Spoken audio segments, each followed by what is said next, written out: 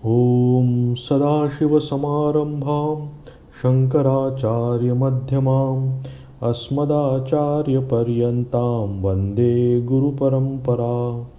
वसुदेवसुतं देवं कंसचाणूरमर्दनं देवकी परमानन्दं कृष्णं वन्दे जगद्गुरुम्। तर आपण मागच्या क्लासमध्ये 5वा अध्याय पूर्ण कंप्लीट केला होता आणि अध्याय संपला आपला आणि आपण तिथं समरी ती पण मागच्या क्लासमध्ये आपण बघितली होती. तर आजपासून आपण गीतेचा 6वा अध्याय सुरू करू. या 6व्या अध्यायाचं नाव आहे आत्मसंयम योग किंवा जनरली त्याला ध्यान योग असं म्हटलं जातं. कारण आपण बघितलं की 5वा जो अध्याय होता त्याचे शेवटचे 4-5 श्लोक भगवंतांनी काही ध्यानाबद्दलचे तिथे काहीतरी श्लोक आपल्याला सांगितले होते की ध्यान कसं करायला पाहिजे, कसं मन केंद्रित करायला पाहिजे. तर ती होती जस्ट इंट्रोडक्शन. म्हणजे त्यांनी 5व्या अध्यायाच्या शेवटी त्याची ध्यानाबद्दलची इंट्रोडक्शन देऊन आता या 6व्या चॅप्टरमध्ये, या 6व्या अध्यायामध्ये ते थोडंसं इलॅबोरेटली सांगतील. अजून विस्तृत प्रमाणात ते वेगवेगळ्या युक्तीद्वारे आपल्याला ध्यानयोग काय आहे त्याबद्दल सांगतील. आता याच्या आत थोडंसं जाण्यापूर्वी आपल्याला बघायला पाहिजे की उपनिषद हे ध्यानाबद्दल काय म्हणतं. उपनिषद म्हणा किंवा वेदांत, कारण गीता ही काही उपनिषदाला सोडून नाही आहे. आपण बघतो श्रीमद भगवद्गीता असो, उपनिषद असो, ब्रह्मविद्या, प्रत्येक अध्यायाच्या शेवटी येतं ते की हे पूर्ण जी गीता आहे ही गीता पूर्ण उपनिषदाचं सार आहे. त्यामुळे उपनिषदांमध्ये ध्यानाला किती महत्त्व आहे, कुठल्या प्रकारच्या म्हणजे कुठल्या लेवलला ध्यान तिथे त्यांनी सांगितलं आहे, कुठलं ध्यान करायला पाहिजे ते आपण थोडंसं बघायला पाहिजे. म्हणजे ध्यान काय आहे किंवा मेडिटेशन काय आहे हे समजण्याआधी ध्यान काय नाही किंवा मेडिटेशन काय नाही हे समजून घ्यायला पाहिजे. म्हणजे आपल्याला ध्यान काय आहे हे समजायला सोपं जाईल. तर उपनिषदांमध्ये किंवा गीतेमध्ये हे जे मेडिटेशन किंवा आपण ध्यान म्हणतो हे म्हणजे थोडंसं व्यवस्थित ऐक आहे. कारण काय आहे ना, याच्यामध्ये कन्फ्युजन व्हायचा फार त्रास होऊ शकतो बऱ्याच वेळा. म्हणजे आपण या ध्यानाबद्दल आपल्या मनात काही आपण एक मनात असे आखाडे बांधलेले असतात की आराखडा असतो आपल्या मनामध्ये की ध्यान करणं, डोळे लावून बसणं आणि ते निर्विकल्प समाधीत जाणं आणि ध्यान म्हणजे बसल्यानंतर कुठेच आपल्याला म्हणजे आजूबाजूचं काहीच न जाणवणं, अंगावरून साप गेला तरी चालेल तरी आपल्याला काहीही न होणं, अशाबद्दलच्या काहीतरी आपण एक अशा मिस्टिक काहीतरी गोष्टी आपण डोक्यात घालून ठेवल्या असतो. ते ठीक आहे, ते म्हणजे ध्यान आहे, ते प्रगाढ ध्यानाचा प्रकार आहे तो, ते मी म्हणत नाही आहे. पण आपण त्या गोष्टीच्या मागे जास्त जातो. म्हणजे ध्यान आपल्या सगळ्यात पहिला महत्त्वाचा मुद्दा लक्षात ठेवायला पाहिजे. उपनिषदांच्या तर उपनिषदां किंवा वेदांत जे म्हणतं की ध्यान हा काही उपाय नाही आहे, म्हणजे साधन नाही आहे मुक्ती मिळण्याचं, हे लक्षात ठेवायला पाहिजे. म्हणजे it is not a means to liberation. म्हणजे बघा, साधारण याच्यामध्ये आपल्याला ध्येय आणि साध्य काय एकच गोष्टी आहे. साध्य, ध्येय आणि साधन या 3 गोष्टी आहेत. की समजा मला कलकत्त्याला जायचं आहे, मग मी साधन कुठलं घ्यायचं? मी गाडीने जाऊ शकतो, रिक्षाने जाऊ शकतो किंवा चालत पण जाऊ शकतो. आता हे गाडीने जाणं म्हणा किंवा चालत जाणं म्हणा हे काय झालं, हे साधन झालं. या साधनाने मी बेलूर मठापासून कलकत्त्यापर्यंत पोचेन आणि कलकत्त्याला जाणं झालं माझं ध्येय. तर या बाह्य ह्या संसारामध्ये वावरत असताना किंवा कुठल्याही द्वैतामध्ये जेव्हा आपण वावरत असतो तेव्हा साधनाशिवाय साध्यापर्यंत पोचता येत नाही. तुम्हाला कलकत्त्यामध्ये जायचं असेल तर तुम्ही नुसतंच विचार करून पोचू शकत नाही, तुम्हाला काहीतरी साधन लागतं. ते साधन घेऊन तुम्हाला इथपर्यंत पोचायला लागतं. परंतु मुक्ती मिळवण्यासाठी हे ध्यान हे साधन नाही, हे समजून घ्यायला पाहिजे. म्हणजे कसं, कारण ही मुक्ती हे ध्येय पण नाही आहे. म्हणजे मुक्ती मिळवणं हे काही आपलं काही आयडियल नाही आहे, हे लक्षात घ्या. कारण आपण मुक्त आहोत. आपल्याला आपल्या मनामध्ये ही एक कल्पना आहे किंवा आपल्यामध्ये अज्ञान असं आहे की मी आता सध्या मुक्त नाही आहे आणि मला मुक्त होण्यासाठी म्हणून काहीतरी साधन पाहिजे आणि ते साधन मी अचीव करून कुठेतरी मी पोचणार आहे.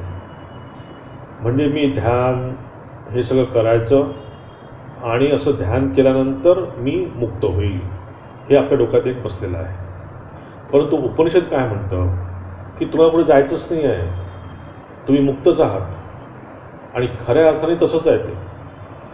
आपण आता आपण आपलं बाकी हे अज्ञान आहे, हा भाग वेगळा की आपण आपल्याला मुक्त समजत नाही, आपणच आपला बांधलेलं समजतो. किंवा त्या गोष्टीत आहे ना की ते गाढव आहे, त्याला गाढवाला त्या धोबीनी त्या नदीपर्यंत घेऊन गेला आणि रोज त्याला गाढवाला त्या नदीपाशी तो बांधून ठेवायचा. आणि एके दिवशी तो त्या गाढवाला बांधण्यासाठी दोरी विसरला. मग कसं काय करणार, तर त्याने नुसतं आपली ॲक्शन केली हाताने आपली तिथे बांधल्यासारखी त्याला, आणि गाढव दिवसभर बसून उभं राहिलं.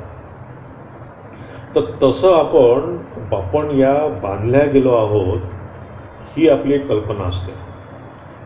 परंतु उपनिषद काय म्हणतं, ठीक आहे आज आपल्याला वाटतं आहे बांधलेलं आहे, कारण आपण थोडा विचार करू शकत नाही की मी मुक्त आहे, कारण आपण या सगळ्या साधारण संसाराच्या ह्या ज्या सांसारिक गोष्टी आहेत त्यामध्ये आपण अडकलेलो आहोत. आपण त्याला म्हणतो की माझा स्वतःचा अहंकार किंवा मी, तू, माझं, तुझं, याच्यामध्ये आपण अडकलेलं असल्यामुळे आपल्याला वाटते की आपण बंधनात आहोत.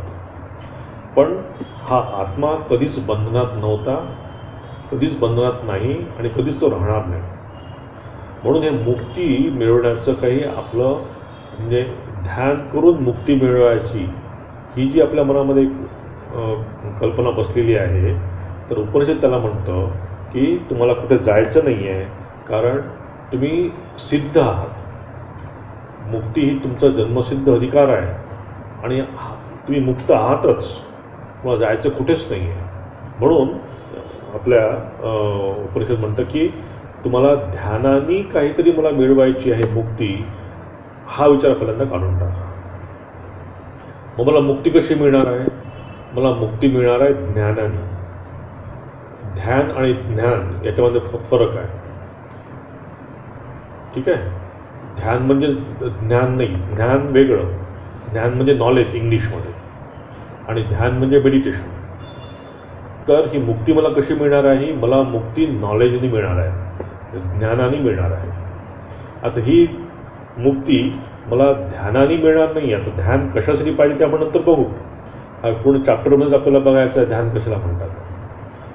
पण आपल्या डोक्यात एक खूप फिक्स कल्पना आहे की डोळे लावून बसायचं, 4-4 तास 5-5 तास बसायचं आणि आपल्याला मुक्त होऊ आपण. 4-4 5-5 तास बसा तुम्ही, तर बसायला हरकत नाही आहे. पण 4 तास डोळे मिटून बसल्याने मला मी मुक्त होईल याचं काही रिलेशन नाही आहे, हे मला सांगायचं आहे. नाहीतर काय होईल की जो 4 तास 3 तास 6 तास 10 तास बसतो आहे, म्हणजे त्याच्यासमोर ते आपण म्हणतात ना, म्हणजे की त्या मुक्तीला तुमच्यासमोर येऊन उभं राहणं भाग आहे की बाबा तू 5 तास बसलास का, मी आले. म्हणजे ते एक साध्य होऊन बसेल मुक्ती.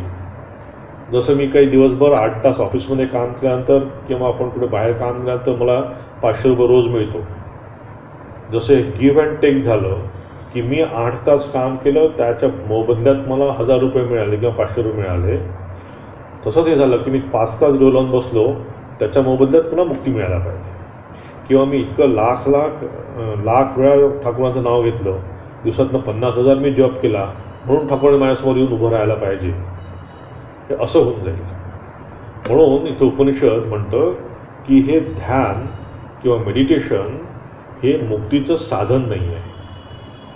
म्हणजे ध्यान केल्याने मुक्ती मिळेलच किंवा मिळायलाच पाहिजे असं म्हणत लावू नका तुम्ही.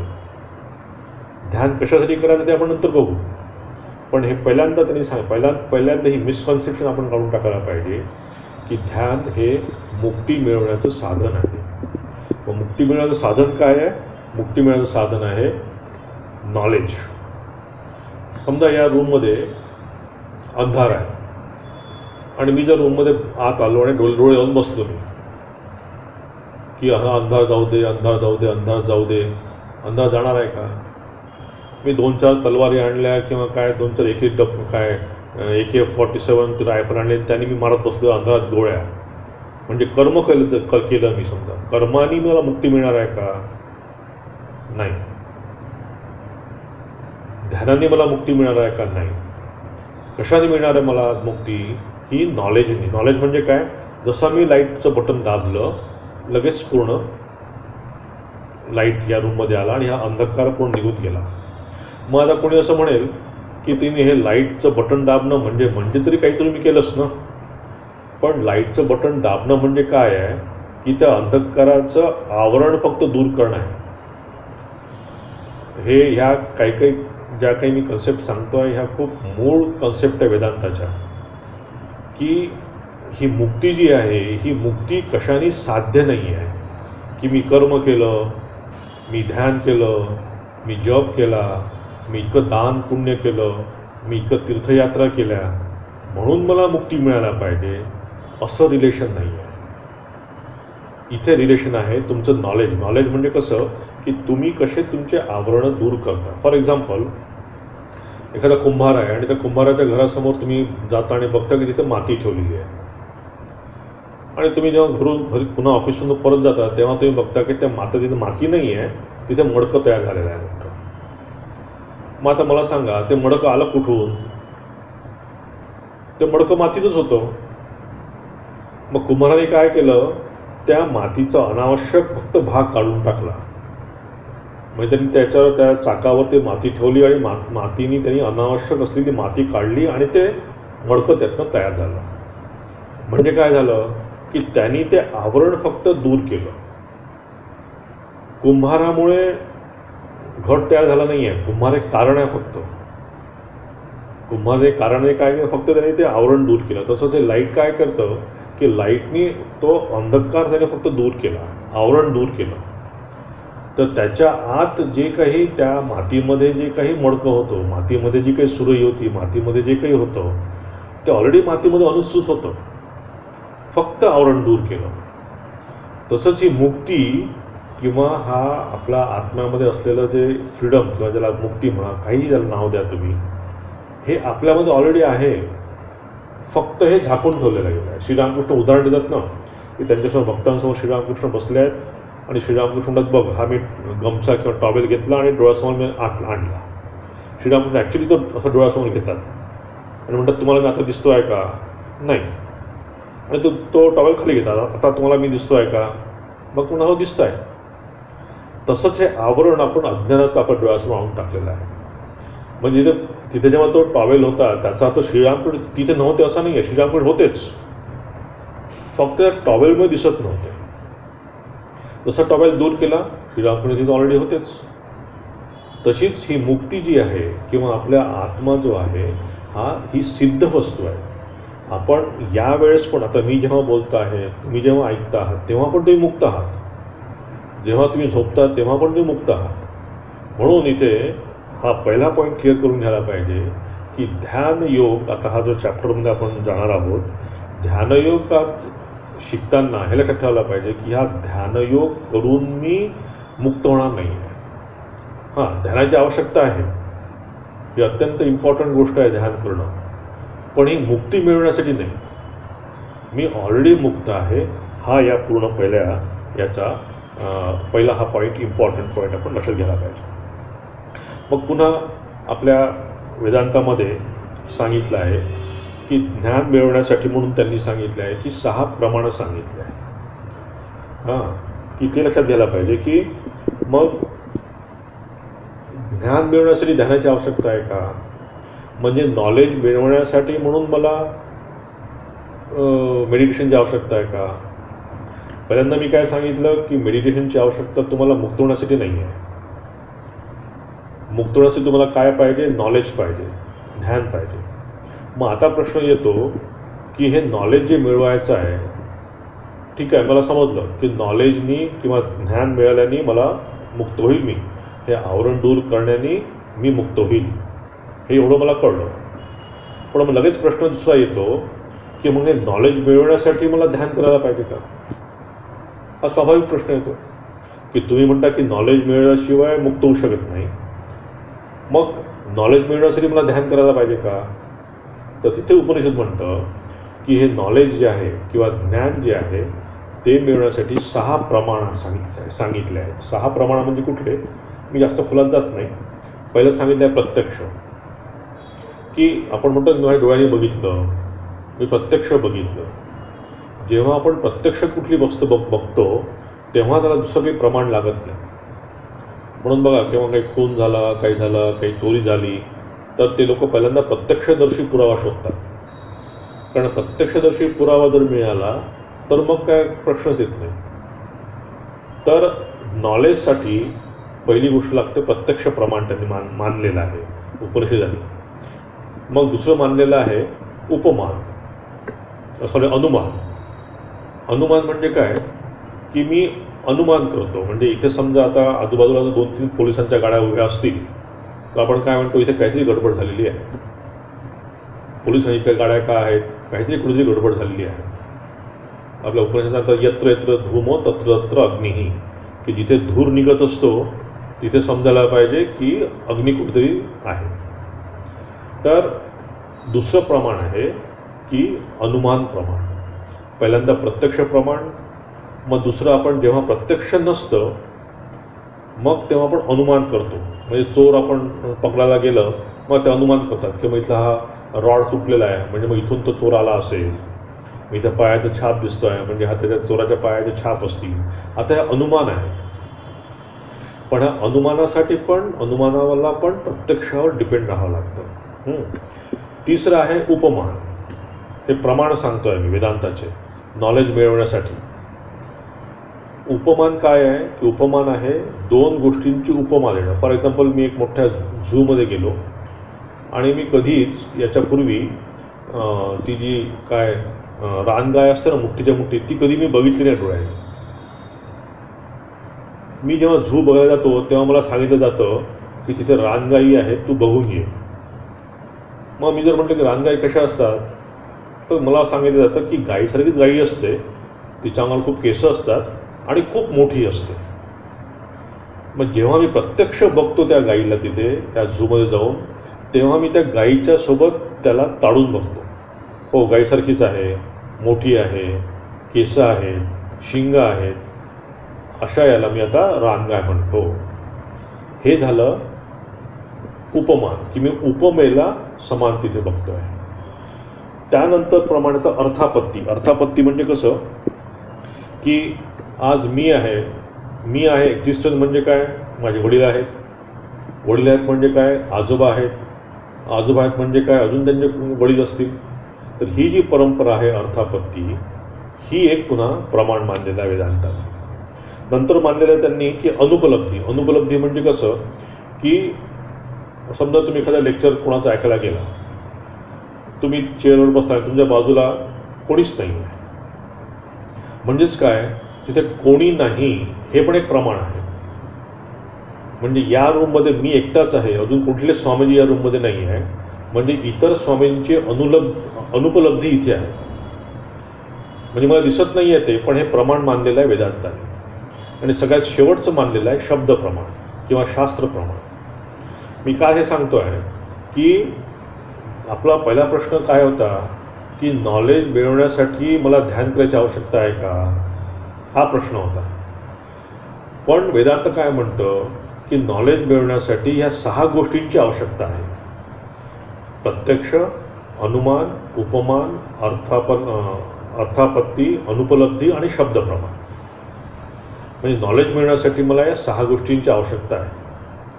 तर नॉलेज मिळवण्यासाठी जर ध्यानाची किंवा मेडिटेशनची आवश्यकता असती तर या 6मध्ये कुठेतरी आलं असतं ते, किंवा 6 नंतर 7व्यांदा आलं असतं की बाबा नॉलेज मिळवण्यासाठी तुला मेडिटेशनची आवश्यकता आहे. पण वेदांतांनी असं काहीच सांगितलेलं नाही आहे इथे. म्हणजेच काय की जेव्हा या 6च्या लिस्टमध्ये मेडिटेशन नाही, म्हणजेच मला नॉलेज मिळवण्यासाठी पण मेडिटेशनची आवश्यकता नाही. पहिला आपण सिद्धांत काय मांडला की मुक्ती मिळवण्यासाठी मला मेडिटेशनची आवश्यकता नाही. दुसरा आपण काय प्रूव्ह करतो आहे की मला नॉलेज मिळवण्यासाठी पण मेडिटेशनची आवश्यकता नाही. म्हणजे ज्ञान मिळवण्यासाठी पण मेडिटेशनची आवश्यकता नाही. हा दुसरा इम्पॉर्टंट पॉईंट. मग अनुपलब्धी म्हणजे ॲब्सेन्स ऑफ ए थिंग. म्हणजेच आता या रूममध्ये दुसरे स्वामीजी नाही म्हणजे काय की त्या स्वामींचा ॲब्सेन्स आहे इथे. म्हणजेच ते प्रमाण झालं की ते स्वामी इथे नाही आहेत. ॲब्सेन्स आहे म्हणजे प्रमाण झालं. हां, की ॲब्सेन्स ऑफ एनिथिंग. आता तुम्ही जिथे बसला आहात तिथे मी नाही आहे. म्हणजेच काय की माझी ॲब्सेन्सी हे प्रमाण झालं आहे की हो महाराज नाही आहे तिथे, कारण माझ्या रूममध्ये नाही आहेत, दिसत नाही आहेत ते. अनुपलब्धी त्यांची की मी जर तिथे असतो तर प्रत्यक्ष झालो असतो, पण मी नाही आहे म्हणजे तिथे अनुपलब्धी, म्हणजे मी तिथे प्रेझेंट नाही आहे. हे पण एक प्रमाण आहे. तर हे ह्या सिग्निफिकन्स आहे ना. आता याच्यात इथे सिग्निफिकन्स आहे की मी जेव्हा माझं आत्मा किंवा आपल्या आत्म्याचं जेव्हा काही मी दर्शन करायला जातो आहे, मी आत्म्याचं ज्ञान जेव्हा घ्यायला जातो आहे, तेव्हा आपण लक्षात घ्यायला पाहिजे की ह्या अज्ञानाची पण तिथे अनुपलब्धी आहे, की अज्ञान पण नाही आहे. ॲक्च्युली तुम्ही समजून घेतलेलं आहे अज्ञान आहे. हे तुमचं अज्ञान जे आहे तुम्ही समजण्यास तुमचा हा काय म्हणता हा एक काय चुकीचं ज्ञान आहे हे. पण खरं बघितलं तर अज्ञान पण नाही आहे. You are always 24 hours you are मुक्त. ते अज्ञानाची गोष्टच नाही आहे. अनुपलब्धी, अज्ञान उपलब्धच नाही आहे तिथे. दिस इज अवर मिसकन्सेप्शन. हा आपला गैरसमज आहे. हाच वेदांत हे 6 आहे. 6 प्रकरण 6 जे प्रमाण सांगितलं आहे याच्यासाठी म्हणून जर तुम्हाला म्हणजे आपला विचार करायला तर एक मोठा ग्रंथ लिहिलेला आहे, एवढा ठोकळाचा ठोकळा, की या 6 प्रमाणांवरनं त्यांनी वेदांताचं म्हणजे कसा आत्मा आहे याचं प्रूव्ह केलेलं आहे. की आत्मा हा प्रत्यक्ष नाही आहे. तुम्हाला प्रत्यक्ष आत्मा बघू शकता का तुम्ही मला सांगा? नाही. आत्मा तुम्ही अनुमानाने पण सांगू शकत नाही की तो असा होता, तो तसा होता, कारण तुम्हाला प्रत्यक्ष कोणाच झालेला नाही आहे. कारण हा अनुभव आहे तुमचा. अनुभव तुम्ही एक्सप्लेन करू शकत नाही. तुम्हाला जर आता रसगुल्ला दिला मी खायला, तुम्ही म्हणाल फार छान होता, फार सुंदर होता, गोड होता. मग गोड होता म्हणजे काय होता? तुम्ही फक्त शब्द झाला माझ्यासाठी गोड होता, खूप साखरेसारखा होता, गुळासारखा होता, हे फक्त अनुभव. पण तुमचा अनुभव जो आहे तो फक्त तुम्ही शब्दाने सांगताय, पण तुम्हाला तुमचा अनुभव मला कधीच मिळू शकत नाही. तो अनुभव मिळवण्यासाठी मला स्वतःलाच रसगुल्ला खावा लागेल. म्हणून हे प्रत्यक्ष पण नाही आहे हा आत्मा. जर तुम्ही म्हणत असाल की प्रत्यक्षामुळे मला आत्मा मिळेल, ते पण नाही आहे. अनुमानाने मी सांगू शकत नाही की तुम्हाला नाही होतं, तसं असतं, तसं असतं, तसं असतं. तो आत्मा असा दिसतो, ती ज्योत दिसत असते, मग ते ज्योत येते, मग ती मोठी होते. ते काही याला अर्थ नाही आहे, कारण मी अनुभवच करू शकत नाही त्याचा, कारण हा तुमचा अनुभव आहे स्वतःचा. तर इथे या पूर्ण याच्यामध्ये ह्या षटप्रमाण जे सांगितलेले आहे त्याच्यामध्ये आजचा आपला रिलेव्हंट पॉईंट हाच आहे की नॉलेज मिळवण्यासाठी पण मला ज्ञानाची आवश्यकता नाही आहे. इथे या पूर्ण वेदांताच्या प्रोसेसमध्ये एकच फक्त गोष्ट आहे, ते म्हणजे तुमचं स्वतःचं अज्ञानाचं आवरण दूर करणं. पण ते आवरण दूर करण्यासाठी पण ज्ञानाची आवश्यकता आहे, नॉलेजची आवश्यकता आहे, बट नॉट मेडिटेशनची, नॉट ध्यानाची. मग आपण म्हणतो की काही लोकांना तर मग असे वेगवेगळे अनुभव येतात.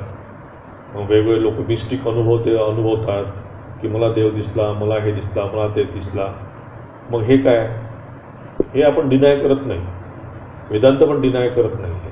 मिस्टिक एक्सपिरियन्सेस येऊ शकतात. म्हणजे उद्या तुम्हाला श्रीरामकृष्ण दिसू शकतात किंवा मला पण श्रीरामकृष्ण दिसू शकतात.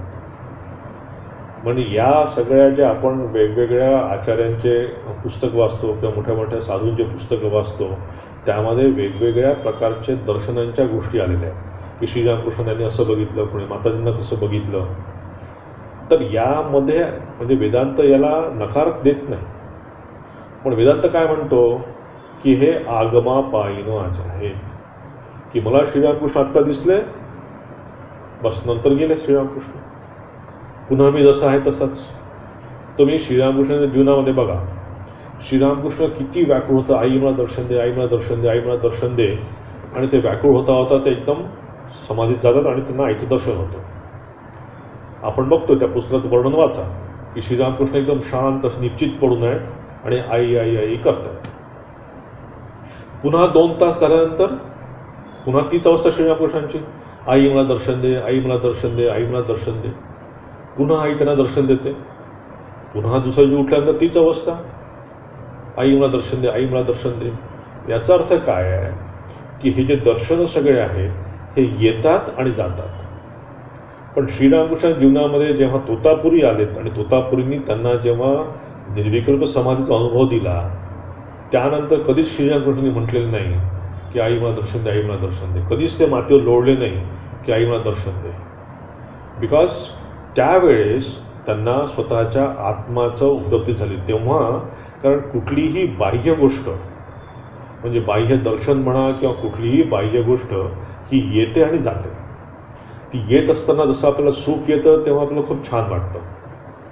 ते सुख निघून गेलं की पुन्हा आपलं तसंच, अरे काल 4 लोक माझ्या घरामध्ये आले होते, छान मित्रमैत्रिणी आले होते, छान आम्ही गप्पा केल्या आणि गेले. आज पुन्हा तुम्ही त्या स्थितीत आलात. मग पुन्हा तुम्ही 4 लोकांना फोन करता, अहो या माझ्या घरी बीशी केली आहे, हे केली आहे, ते केली आहे. पुन्हा छोटी मोठी पार्टी झाली. पुन्हा तुम्हाला एकांत, पुन्हा काय करायचं, मग कोणासोबत आनंद करायचा आपण. तर हे कुठलंही आनंद, कुठलंही सुख, कुठलंही दर्शन हे आगमापायीने आहे की ते आलं आणि गेलं. पण वेदांत म्हणतो, उपनिषद म्हणतं की या सुखाच्या मागे तुम्ही लागू नका. मला आज श्रीरामकृष्ण दिसले काय, स्वामी विवेकानंद दिसले काय, ठाकूर माताजी दिसल्या काय, ठीक आहे, थोड्याने मला छान वाटेल किंवा माझ्यामध्ये नक्कीच काही फरक पडेल. परंतु पुन्हा मला त्यांच्या दर्शनासाठी व्याकुळता माझ्यामध्ये पुन्हा येईल. ती तृप्ती राहणार नाही माझ्यामध्ये. जसं श्रीरामकृष्ण जीवनामध्ये आपण बघतो की श्रीरामकृष्ण जीवनामध्ये तुम्ही पहिलं अर्ली लाईफ बघा श्रीरामकृष्णांचं, की त्या पूर्ण अर्ली लाईफमध्ये श्रीरामकृष्ण किती व्याकुळ होतात, किती वेळा माताजींनी दर्शन दिलं आहे, किती वेळा कालीमातांनी दिसली आहे. मग एक वेळा जर कालीमाता दिसून समाधान झालं असतं तर त्यांनी दुसऱ्यांदा म्हटलंच नसतं आई मला दर्शन दे, तिथेच मॅटर संपलं असतं. याच्यावर लक्ष द्यायला पाहिजे की ह्या गोष्टी, या बाह्य दर्शन येतात आणि जातात. पण इथे लक्षात घ्यायला पाहिजे की जे ऑब्जेक्टिव्ह जी गोष्ट आहे, म्हणजे ऑब्जेक्टिव्ह म्हणजे कसं आहे, 2 गोष्टी पुन्हा समजून घ्या, ऑब्जेक्ट आणि सब्जेक्ट. मे बी आजचा क्लास मी जरा जास्त क्लिष्ट केला असेल, तो आय डो नॉट नो या सब्जेक्टमध्ये जाणं योग्य होतं की नाही. पण हे ऑब्जेक्ट आणि सब्जेक्ट, आता हा समजा मोबाईल माझ्यासमोर आहे, हा झाला ऑब्जेक्ट आणि मी आहे सब्जेक्ट, म्हणजे मी बघणारा आणि हे बघितल्या जाणारं. इथे 2 गोष्टी झाल्या बघा. आता हा मोबाईल या सगळ्या जगाचे फोटो काढू शकतो, पण तो मोबाईल स्वतःचा फोटो काढू शकतो का मला सांगा? नाही काढू शकतो. या मोबाईल नंबरवरनं मी सगळ्या जगात मोबाईलचे फोन लावू शकतो, पण त्याच नंबरवर तुम्ही फोन लावू शकता का? नाही लावू शकत. म्हणजेच काय आहे की हा खरा आध्यात्मिक अनुभव हा सब्जेक्टिव्ह आहे, हा ऑब्जेक्टिव्ह अनुभव नाही आहे. मी हे सांगायला प्रयत्न करतो की जसं श्रीरामकृष्ण माझ्या समोर आले, जशा माताजी समोर आल्या, स्वामीजी आले, हे आले, ते आले, हा झाला ऑब्जेक्टिव्ह एक्सपिरियन्स. म्हणजे माझ्यापेक्षा वेगळं असं काहीतरी आहे, हा झाला ऑब्जेक्टिव्ह एक्सपिरियन्स. आणि हा ऑब्जेक्टिव्ह एक्सपिरियन्स येतो आणि जातो. आता हा मोबाईल आहे, कदाचित काही वेळा दुसरा मोबाईल येईल, पण सब्जेक्टिव्ह एक्सपिरियन्स जो आहे हा परमनंट असतो. आणि सगळ्यात मोठी दुःखाची गोष्ट आहे की हा जो सब्जेक्ट आहे हा आपण बघू शकत नाही. म्हणजे मोबाईल जसा स्वतःचा फोटो काढू शकत नाही, मोबाईल जर स्वतःच्या नंबरवर पुन्हा स्वतःचा नंबर फिरवू शकत नाही, तसंच मी माझा स्वतःला कधीच बघू शकत नाही. म्हणजे मी कोण आहे हे मी स्वतःला कधीच बघू शकत नाही. असा विचार करा की जेव्हा आरशाचा शोध लागला नव्हता तेव्हा तुम्ही कसा तुम्हाला कळलंच नसतं.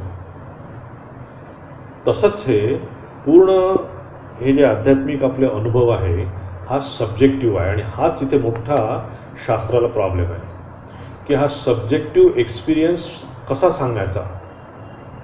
कारण तुम्ही सांगू शकत नाही. म्हणजे मी सांगू शकेल की हा मोबाईल कसा आहे, किती इंचीचा आहे, कसा आहे, किती मेगापिक्सेलचा काय कॅमेरा आहे, कारण हा ऑब्जेक्ट आहे, हा एक वेगळा पदार्थ आहे, माझ्यापेक्षा वेगळी गोष्ट आहे ती.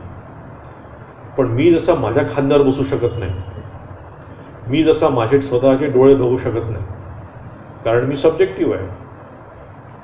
तर वेदांतामध्ये सांगितलेलं आहे की हा जो सब्जेक्टिव्ह एक्सपिरियन्स आहे, इथेच खरी आपल्या ह्या पूर्ण शास्त्राचं गडबड इथेच होते आहे की त्या विचारांना ऋषीमुनींना सांगता येत नाही सब्जेक्टिव्ह एक्सपिरियन्स. जसा तुम्हाला रसगुल्ला खाल्लेला तुम्हाला सांगता येत नाही की कसा गोड होता, किती गोड होता. तुम्ही फक्त गोड होता म्हणजे सांगता, फक्त शब्दांमध्ये सांगता गोड, हा फक्त शब्द झाला माझ्यासाठी. पण किती गोड होता हे सांगू शकत नाही. हां, श्रीरामकृष्ण म्हणतात ना की मला खूप सांगायची इच्छा आहे तुम्हाला सगळं, पण जसं इथपर्यंत येतं गळ्यापर्यंत आई तोंड दाबून बसतं माझं. म्हणजेच काय आहे की हा सब्जेक्टिव्ह एक्सपिरियन्स तुम्ही सांगू शकत नाही कोणाला. हा प्रत्येकाचा सब्जेक्टिव्ह एक्सपिरियन्स वेगळा घ्यावा लागतो. म्हणजे तुम्हाला जे सुख झालेलं आहे एखाद्या गोष्टीमुळे, त्या सुखाचा अनुभव मी घेऊ शकत नाही. तुम्हाला जे दुःख होतं त्या दुःखाचा अनुभव मी अनुभवू शकत नाही. हा प्रत्येकाचा सुखाचा आणि दुःखाचा अनुभव, प्रत्येकाचा हा सब्जेक्टिव्ह एक्सपिरियन्स आहे. तसाच हा भगवंताचा किंवा आत्म्याचा किंवा ब्रह्माचा जो काही अनुभव तुम्ही स्वतः घ्या, हा स्वतःचा सब्जेक्टिव्ह एक्सपिरियन्स आहे, हे लक्षात ठेवायला पाहिजे. आणि तोच एक्सपिरियन्स म्हणजे खरा काय म्हणतात त्याला, मुक्ती म्हणा किंवा खरी अनुभूती आहे. आणि ती अनुभूती मिळण्यासाठी पुन्हा लक्षात घ्यावा, ध्यानाची किंवा मेडिटेशनची आवश्यकता नाही. Because that is your real nature. हे तुमचा जो सिद्ध वस्तू आहे ती पूर्ण. ठीक आहे. इथपर्यंत आपण सांगितलं की ध्यानाची आवश्यकता कुठे कुठे नाही आहे.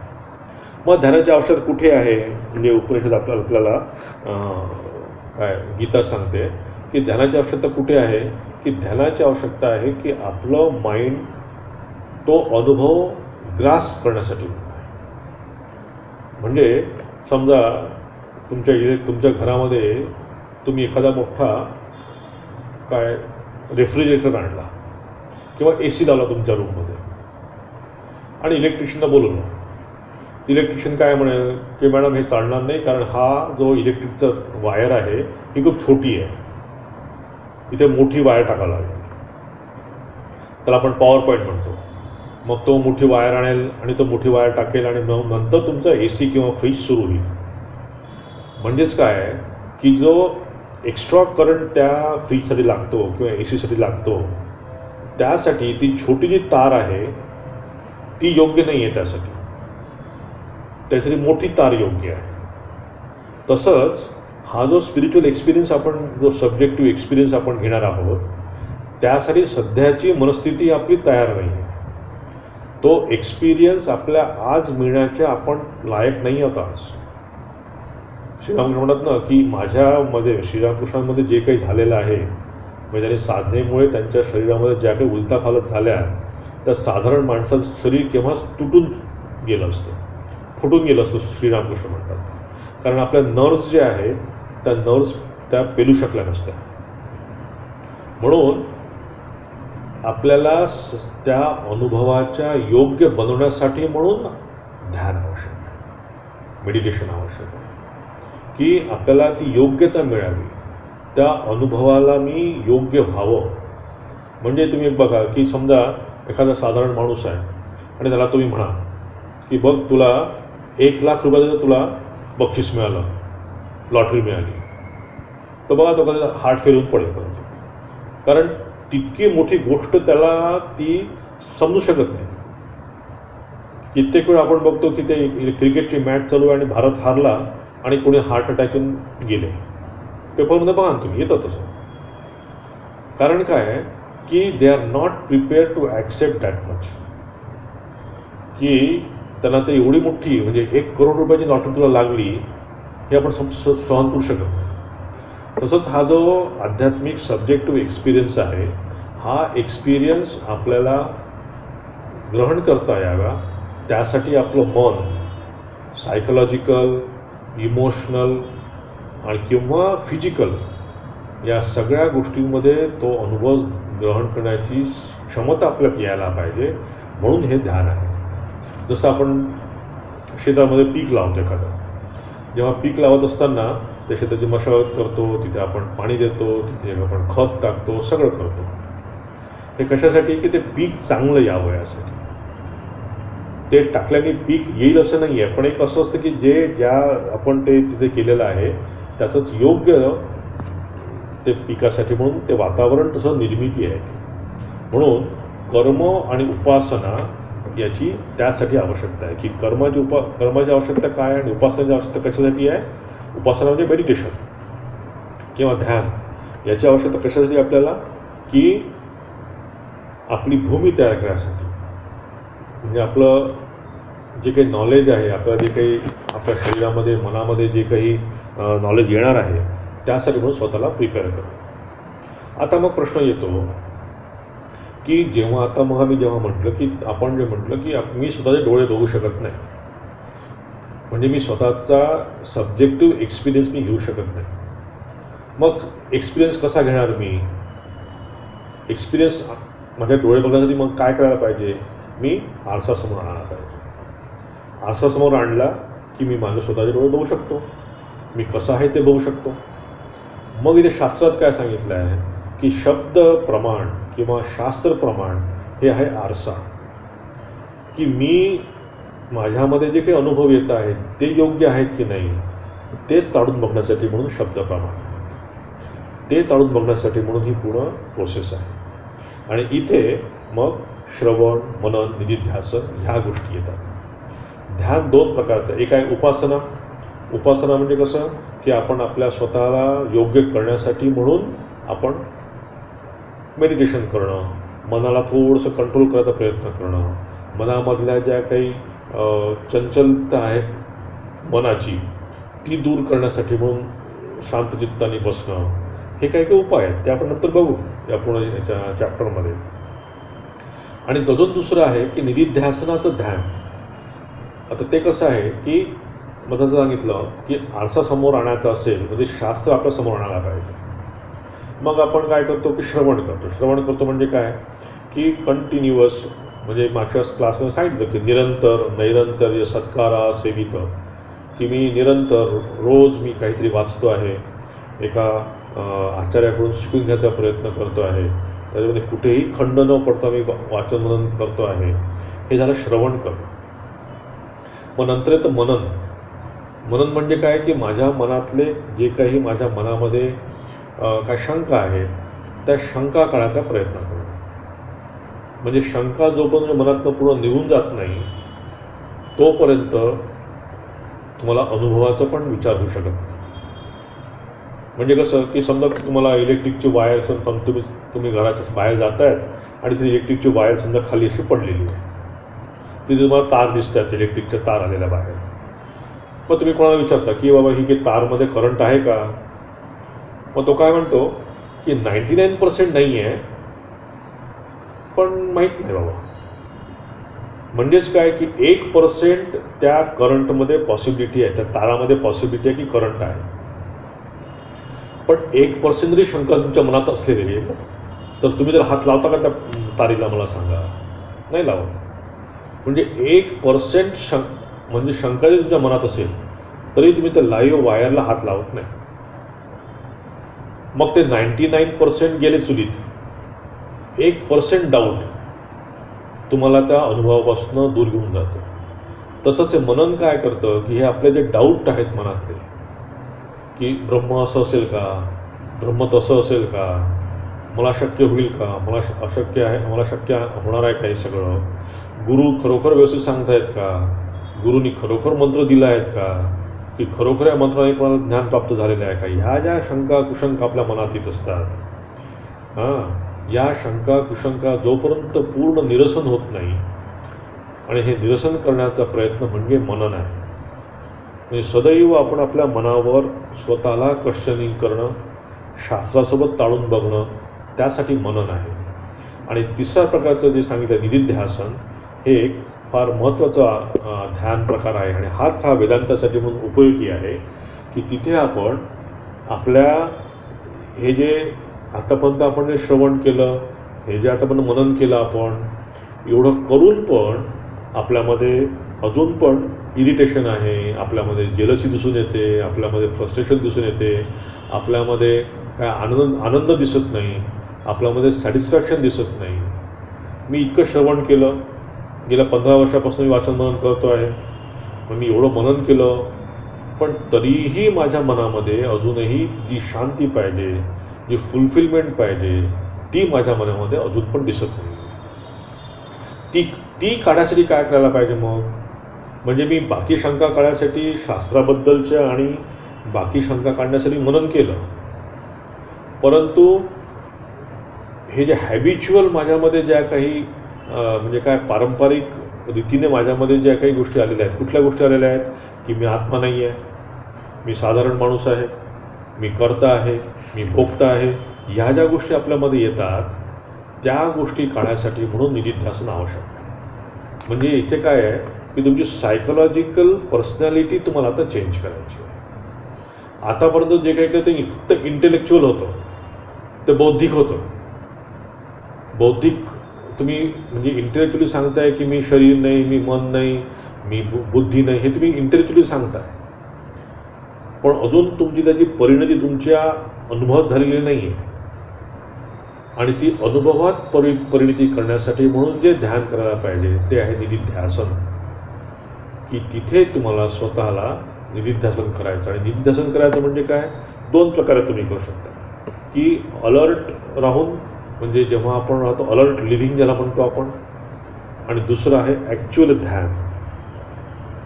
हे ॲक्च्युअल ध्यान म्हणजे निराकारावर ध्यान म्हणा किंवा कसं. आणि अलर्ट लिव्हिंग म्हणजे काय की माझा डिपेंडन्स आता या जगावर नाही आहे, मग हळूहळू मी या वर्ल्ड डिपेंडन्सपासून गॉड डिपेंडन्सवर जातो, मग हळूहळू मी या गॉड डिपेंडन्सपासून सेल्फ डिपेंडन्सवर जातो की मला ह्या जगावर पण मी डिपेंड नाही आहे. मग एक स्टेज अशी ती मी ईश्वरावर पण डिपेंड नाही आहे, मी माझा स्वतः मी आत्मा आहे. हा जो अनुभव आहे किंवा हे जे शिफ्ट आहे साधकाची, हे बघा एक एक स्टेज आहे याच्यामध्ये. की आधी त्यांनी श्रवण केलं, त्यानंतर त्यांनी स्वतः इंटेलेक्च्युअली ते मनन करायचा तो विचार करत आहे, आणि आता त्याला त्याचा पूर्ण कंप्लीट अनुभव मिळतो आहे. म्हणून हे जे कॉन्सन्ट्रेशन आहे किंवा मेडिटेशन आहे हे तुमचं निधिध्यासनासाठी म्हणून असायला पाहिजे. ते खरं ध्यान आहे. कारण बघा तुम्ही रामायण वाचा, महाभारत वाचा, कित्येक लोकांनी म्हणजे कित्येक या राक्षसांनी भरपूर ध्यान केलं आहे, भरपूर मेडिटेशन केलं आहे, आणि त्यांना बोन पण मिळाले आहेत. म्हणजे मेडिटेशन केलेले रावण किती मोठा झाला बघा, त्याला किती मोठं अस्त्रशस्त्र रावणाला मिळाले, पण त्याच्यामध्ये मुक्त झाला का मला सांगा? नाही झाला. म्हणजे राक्षसांनी पण मेडिटेशन केलं आहे, पण ते मुक्तीसाठी केलेलं नाही आहे, ते काहीतरी मिळवण्यासाठी म्हणून केलेलं आहे. तर आपलं जे साधकाचं श्रवण, मनन आणि निधिध्यासन हे मुक्ती मिळण्यासाठी व्हायला पाहिजे. आता हे ध्यान कसं आहे ना, हा ध्यान शेवटचं मी सांगतो कारण आपला वेळ झाली आहे. ध्यान हे आहे की 2 प्रकारचं ध्यान आहे. आपलं एक बाह्य गोष्टीवर ध्यान होतं, म्हणजे मी बसमधून चाललो आहे आणि बघतो एक सुंदर निसर्ग आहे, सुंदर, आणि मला केव्हा माझं स्टेशन येऊन गेलं मला माहीतच नाही. तो कंडक्टर बाजूला म्हणतो, हो तुमचं स्टेशन मागे निघून गेलं. किंवा मी पुस्तक वाचतो आहे, पुस्तक वाचतामध्ये मी इतका मग्न झालो आहे की केव्हा जेवायची वेळ होऊन गेली, काय झालं मला कळलं पण नाही. हे झालं एक्सटर्नल गोष्टीवर ध्यान. पण खरं ध्यान काय आहे, हे एक्सटर्नल गोष्टींवर ध्यान, ते झालं फक्त कॉन्सन्ट्रेशन ज्याला आपण म्हणतो. पण ध्यान जर करायचं असेल तुम्हाला, हे ध्यान तुम्हाला इंटरनल म्हणजे तुमच्या आतमध्ये ध्यान करायला पाहिजे. बाह्य गोष्टीवर तुमचं खूप सहज ध्यान होऊ शकतं. तुम्ही एखादा सिनेमा बघताय, पुस्तक वाचताय, तर लगेच तुमचं कॉन्सन्ट्रेशन, मन एकाग्र होऊ शकतं. म्हणजे मन एकाग्र होणं आणि मन ध्यानप्रवण होणं याच्यामध्ये फरक आहे. पुन्हा माझं मन एकाग्र एक्सटर्नल गोष्टीवर एकाग्र होऊ शकतं, पण जेव्हा मला मन ध्यानप्रवण करायचं आहे तेव्हा मला माझ्या आत मनाला घेऊन जायचं. तेव्हा विषय हा बाहेरचा नसून विषय हा माझा आतला आहे. म्हणून त्या आपल्या रामकृष्ण मिशनमध्ये जे काही ध्यान पद्धती सांगतात किंवा इतर संप्रदायांमध्ये पण सांगत असतील की तिथे ध्यानाच्या वेळेस तुम्हाला आत ध्यान करायला सांगतात. म्हणजे तुम्ही बाह्यपूजा केली त्यानंतर मानसपूजा तुम्हाला आत हृदयामध्ये करावं लागते, आणि ती खरी ध्यान आहे. ती खरी ध्यानाची प्रोसेस आहे. तर आज आपण इथेच थांबू, कारण इथे आपण काही काही इम्पॉर्टंट गोष्टी बघितल्या की ह्या ध्यानयोग अध्यायामध्ये जायच्या पूर्वी आपण बघायला पाहिजे की ध्यानाची आवश्यकता काय. कारण जोपर्यंत मला आवश्यकता समजत नाही तोपर्यंत मी ध्यान करायला प्रवृत्त पण होणार. तर त्यासाठी क्लिअर व्हायला पाहिजे की मला ध्यान मुक्ती मिळण्यासाठी करायची नाही आहे. मला हे जे काय मेडिटेशन आहे हे मला नॉलेज मिळवण्यासाठी पण करायचं नाही आहे. परंतु सगळ्यात महत्त्वाचं आहे की मला स्वतःला तयार करण्यासाठी म्हणून मला ध्यान करणं आवश्यक आहे. कारण ते जर नसेल तर माझ्यामध्ये ती कॅपॅसिटीच येणार नाही. म्हणजे मी स्वतः बघितलं माझ्या जीवनामध्ये की आम्ही लहान होतो तेव्हा की जे आपल्याला त्या महाराष्ट्रामध्ये आपल्या गुरुचरित्राचं पारायण करतात. दत्त संप्रदायामध्ये त्यांचं खूप कठोर ते नियम असतात. ते पारायण करायचे वगैरे वगैरे, उपास करा, हे करा, ते करा, आणि मग त्यानंतर एका जागी बसून म्हणजे बरेच नियम पाळून तुम्ही ते दत्तांचं चरित्र वाचा वगैरे वगैरे. तर आमच्या एका म्हणजे जवळपासच्या शेजाऱ्यांनीच त्यांचं ते अनुष्ठान केलं होतं. आणि अक्षरशः मी बघितलं की तो माणूस इतका तो असा म्हणजे विक्षिप्त झाला की त्या पूजेच्या मध्येच तो उभा राहिला, सगळे कपडे अंगाचे काढून टाकले, पळत सुटला, लोकांना मारायला गेला वगैरे वगैरे वगैरे सगळं.